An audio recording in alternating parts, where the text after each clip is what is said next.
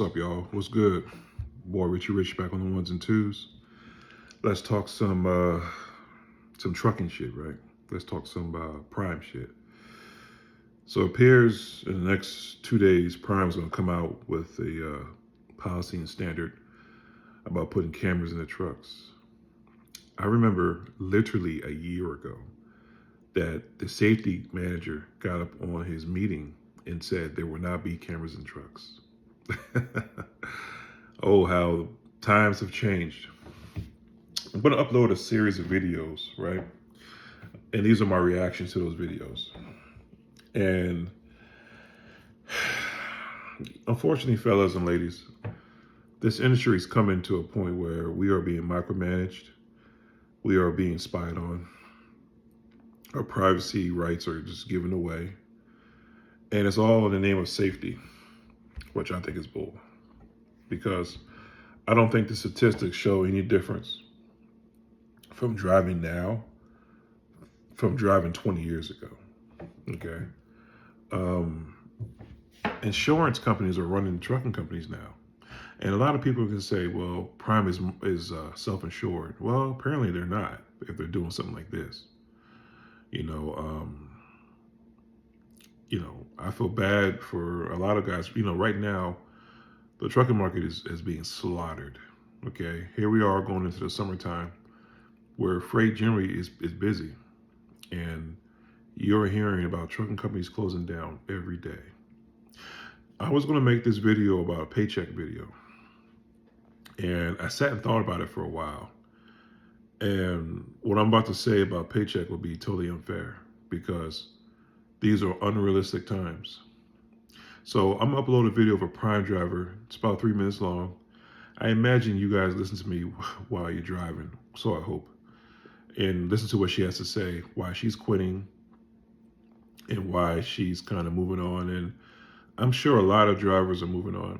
And I'm gonna give a response to what she said because what she's saying is some truth.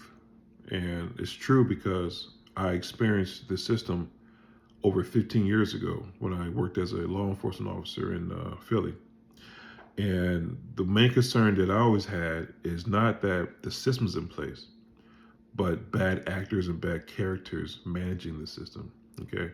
Individuals who have perverted minds or perverted issues tapping into your privacy.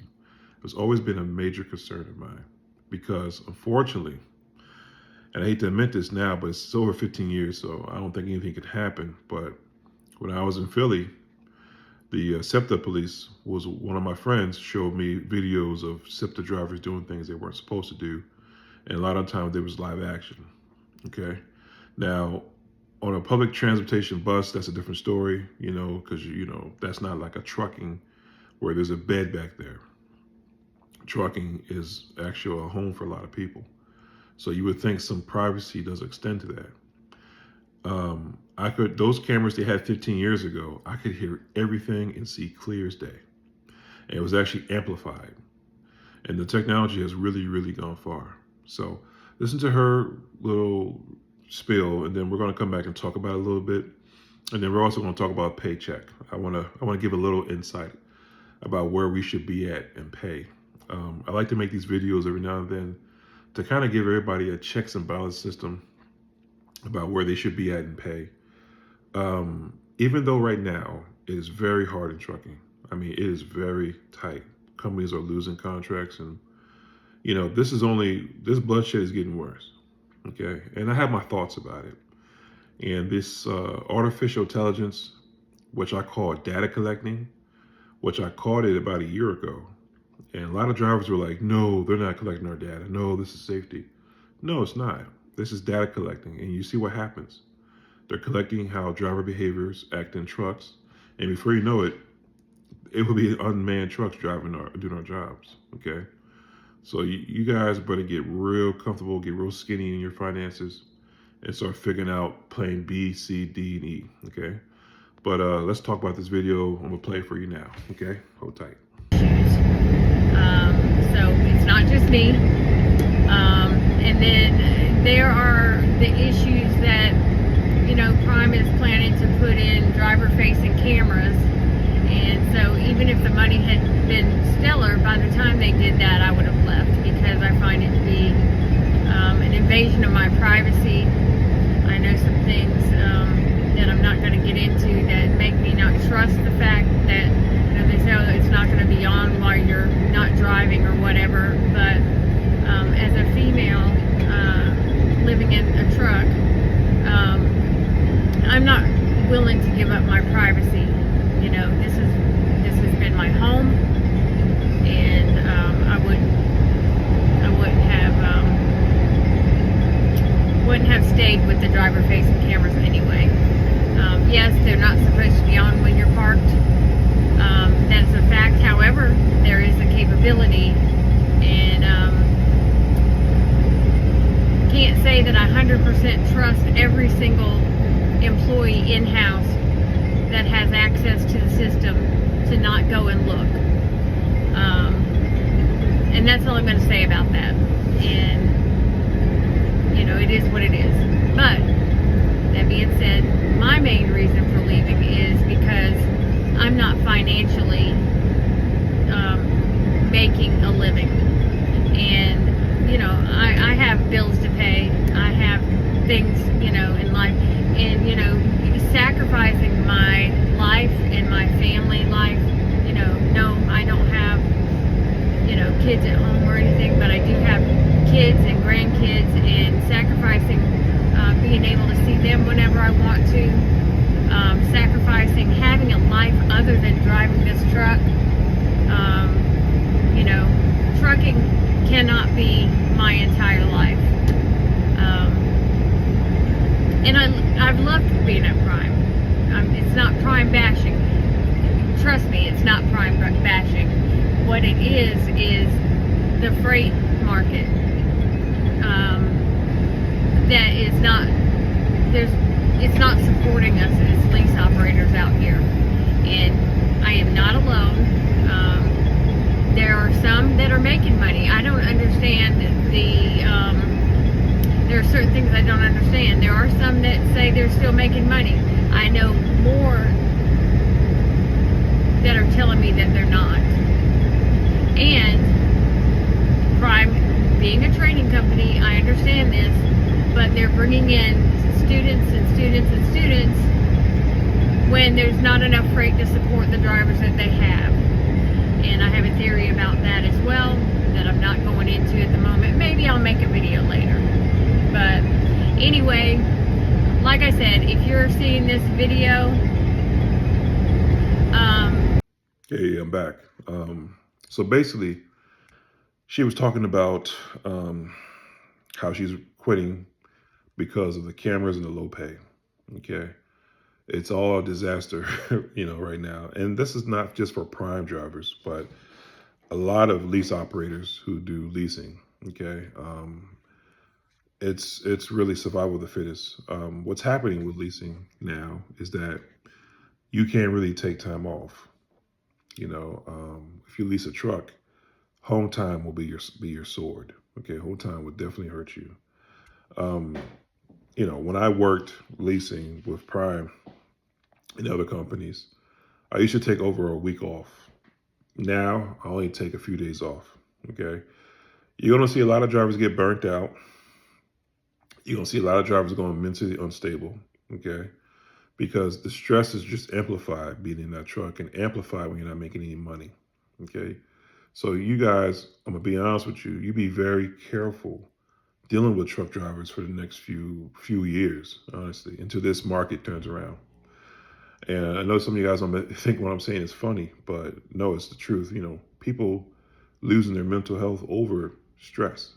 So my advice to you would be to be on your P's and Q's, and don't do what this lady just did. I'm uploading another video. I want you to see this. Don't do what she did, okay?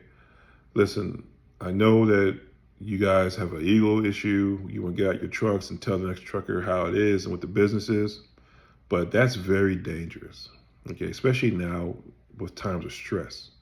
And this country is a little stressed.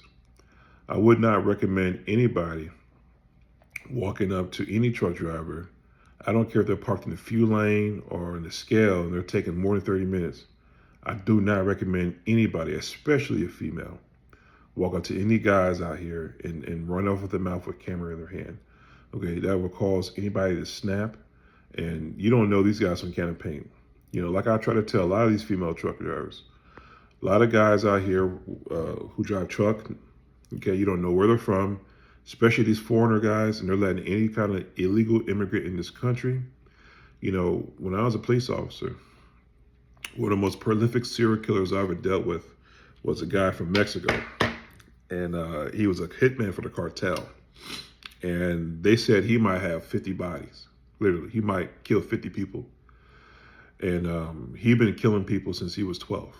Okay, our loophole in our government has allowed immigrants to cross into this border unchecked and unsupervised and undocumented, and you don't know what their background is. And a lot of them are getting into trucking. Okay, a lot of them are getting into public service industries. And I'm gonna tell you something. Them dudes go back to kill in New York second. You know, it's said if you kill somebody, it is easy to kill again. And that's very true. That's extremely true. Okay, the psychological block that's in your head that stops you from snapping or stops you from doing something extreme is gone. Okay, so ladies and gentlemen, be warned. Don't do what this lady is about to do. Okay, stay in your truck and just, you know, call management, let them deal with it. At the worst, call the police and let them deal with it. Okay, but you run up to somebody with their camera in your hand and you yelling and screaming at somebody you do not know from can of paint is extremely stupid and extremely dangerous. And this is not a dick measuring contest out here, okay? Because you get your dick cut off in a heartbeat. So anyway, check out this video and tell me what you think. You don't move your tandems in front of the scale. I'm not in scale now. You're blocking the scale. I move it. I'm just moving. You just pulled your pin. No, You're no, trying no, to move your no, tandem. Move your ass off the scale. You shouldn't even have parked here to go get your ticket. You parked right here is an empty spot. You see this? Right there. That's lazy. You're a terrible trucker. What is this? Yeah, now you're gonna move your tandems, right? Go park your truck, you lazy fucking driver. You're lazy fucking driver. Hey, we're back again. You see how dumb that is? Even though she might, you know, logically be in the right, she is in the dead wrong. Okay, you don't know that African guy from nothing. And even though a lot of them are coming over here, like I said earlier, a lot of these immigrants are getting into these trucking industries. A lot of them immigrants were child soldiers, warriors, okay? And it only take them a split second to go back into that animal phase and cut your head off, okay? So I do not advise anybody to do that. That's stupid, okay? You gotta be street smart out here. So this last video I'm upload, right, is it's a reminiscing of the times that are changing in trucking, in that the old times are just gone. And the reason I say this, right, is because I was fortunate enough to come into trucking 11 years ago, right? And when I was in trucking, when I first started, especially when I was going solo by myself, I did encounter a lot of guys who wanted to help me, okay? Once, you know, they noticed I was working with a training company, Steven Transport, and they knew that they knew the chance of me being a new driver was high. So they were always willing to guide me and help me. But for some reason, this new generation of truck driver just do not care. Okay, like I said, they'll cut you off when you're trying to maneuver in the parking lot. They cut you off when you're in the shipper receiver. They rather pull out the camera phones and laugh at you and make a video for YouTube or Facebook likes, other than getting out their truck and actually guiding you and helping you. There's been times where I used to jump out my truck and actually help back another guy's truck into a tight spot. And if he couldn't do it, I did it myself, okay? I do not see that anymore. What I see are now guys talking reckless, with hatred in their hearts, without any kind of team camaraderie, any kind of compassion. And what they're doing is, to me, is eroding the industry even further. You know, I remember a time when I was in, I had some water in my fuel filter. And I did the ultimate sin is I drained too much water out the fuel filter, and I drained the fuel out. And I started driving down the highway, and my truck cut off. And I had to coast it to the side of the road on the shoulder. Not even 10 minutes later, a Peterbilt pulled up right behind me. He jumped out of his truck. He says, "Hey, man, do you need some help?" And I'm like, oh my God, I'm about to call Stevens and get a tow wrecker out here. I didn't know what was going on. And I told him what I did. And he said, "Oh man, this is a simple fix." He made a concoction, grabbed the fuel. He dug in his own fuel tanks. Okay. He poured out about a liter of fuel. He unscrewed my fuel filter. He poured the fuel in there. He tied it back up. He said, "Go ahead and start it." And within 3 starts, it started back up. Okay. He's like, "Yeah, you don't drain too much fuel." He said, "Even though you got water in your fuel filter, you just drain out slowly. You don't drain all out. You just have to keep pulling over doing it." I didn't know I was a rookie, but that was a random act of kindness. And that happened to me 11 years ago. Now I do not see it. Truck drivers used to be called Knights of the Highway, and they used to come to your rescue because, they're the only person out there in the middle of nowhere. But I just don't see guys doing that. What I see are guys being totally jerks, guys, being rude, ignorant, inconsiderate, all kind of mess. So the industry has really changed. So before I go, this last video I want to upload is a guy talking about pay. And that's one thing I wanted to talk about, pay. So we're going to talk about pay in 1 second. All right. Man, is this industry... Look at this shit. We're sitting here about 5 minutes now. And it's not the point of sitting. It's the point of the fucking stupidity. This guy's trying to do a U-turn. This road's 3 lanes wide, 2 in, 1 out. And he's trying to do a U-turn on it. The road itself is probably maybe 45, 50 feet wide. And this is what we get. This is the people that take these training courses and they just fucking send them right down the road. "Yeah, you're good. Here's 80,000 pounds. Go ahead. Drag it across the country." U.S. Express at their best right now. Fucking amazing. Man, has this industry gone in the shitter fucking fast. There's an ass load of traffic behind me. He's got the whole industrial park fucked up right now. So I need some more loads. But that was on Friday. So I'm picking up another load on Sunday and taking that to Reno, Nevada, and that's going to give me about 550, almost 600 miles, I think. But the thing is that I'm going to drop that trailer off on Tuesday.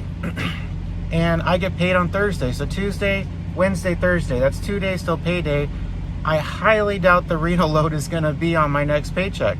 So my next paycheck is looking to be probably about the same as the one I got last week, about $450 or so dollars. But if I would get paid for the Reno load, my paycheck could probably get bumped up to maybe $750, $800 after taxes, which, I would be okay with that. It's still nowhere near what I deserve as a truck driver, what we all deserve as truck drivers. But, that's okay. I'll settle for that for now. That's decent money, but that doesn't happen. So that's another problem. Whenever these delays happen, the loads get split up on different paychecks, and then my paychecks are just like insanity. Okay, and lastly, we're going to talk about pay. Listen. Okay, this is how I feel. I was going to get on here and say, listen, you guys pay. If you're a company driver, it needs to be $1,000 take home a week. And if you're a lease operator, it needs to be $2,000 take home a week. But we are in a bad market, and that might be unrealistic. $1,000 a week leaves you, take home leaves you a pretty good salary for the year. $2,000 puts you almost at $100,000 a year. But I can't tell you guys to do that, because the truth is, truck companies are closing down, and people are struggling out here. Only thing I'm gonna tell you is don't let your comfort level get too too claustrophobic. You know, um, don't let the struggling economy cause your personal economy to collapse. And what I mean by that is, if you got to move around to different companies, you might have to do that. I was talking to a buddy of mine at Stevens, and he was telling me that the recruiter there was telling him that they got a whole bunch of prime guys showed up to the door. Okay. Right now, mileage pay is beating out percentage pay. And especially if you're training at Stevens, you can get a student. If you can get 4,000 miles a week, you're looking at $2,000+ a week. Okay. A lot of guys are not doing that. The one driver I uploaded, I think he said he's doing $450 a week. And the lady I uploaded in the very beginning said she wasn't making any good paychecks. I don't know how much she made, but she said she wasn't doing good. So I say this to say that, normally I would tell you guys to park that truck if you're not making $1,000 a week and go find another company. But that's beginning to become hard now. Trucking companies are not calling people back, especially if you got some smudges on your record. You definitely might sit home for a month before you have another job. So all I tell guys is try to trim back your expenses, cut back on your lifestyle, maybe sell some things, downsize. Don't go blowing your money in Las Vegas. Don't do nothing stupid, man.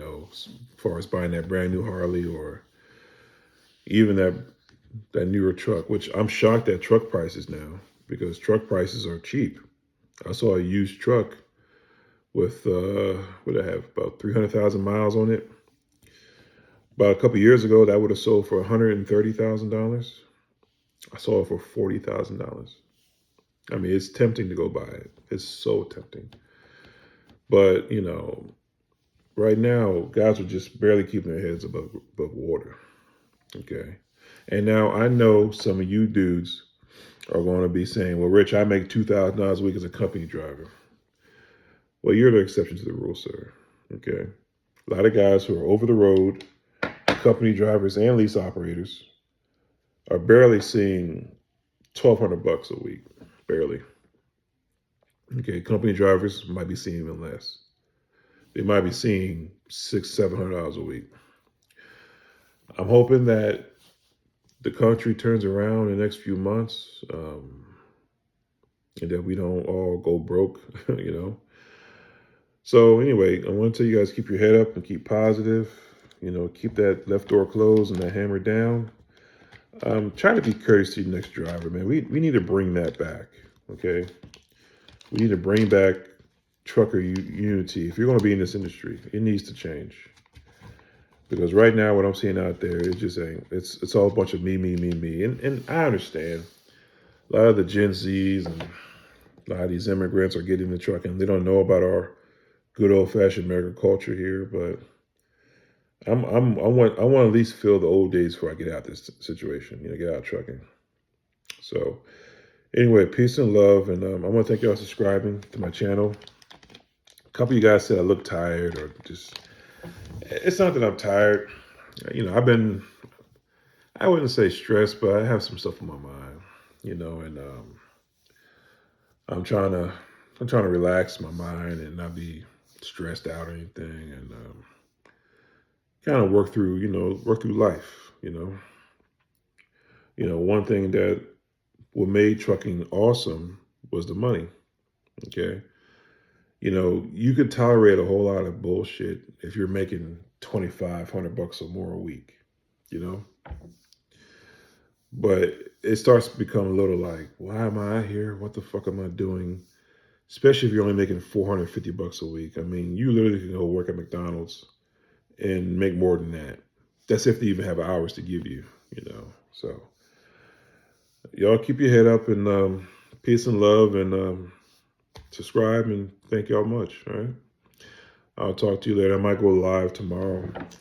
I'm not leaving back out on the road till probably Wednesday, Thursday. I got some things I got to do around the house. But peace and love. All right? Peace.